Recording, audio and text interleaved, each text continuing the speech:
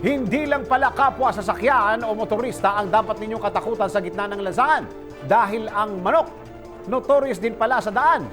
Kaya naman, paalala, huwag niyo po silang kakantiin kung ayaw ninyong matulad sa motoristang ito. Narito ang report ihatid sa atin ni RH44 Viendacles.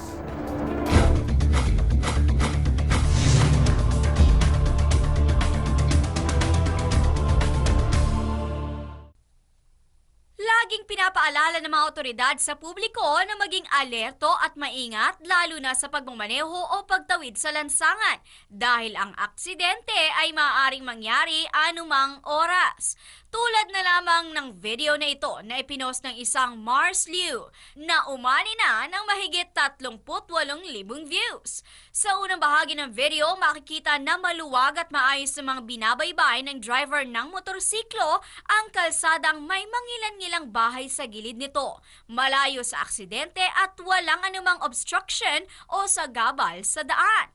Ngunit ilang saglit lamang, biglang sinalubong at hinampas pa ng pakpak ng tila galit na manok panabong ang driver ng motorsiklo.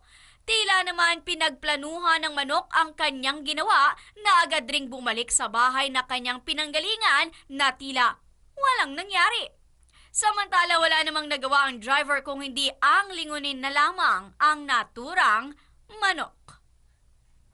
Para sa MBC Network News, RH44, Viendacles, naglilingkod sa pagbabalita.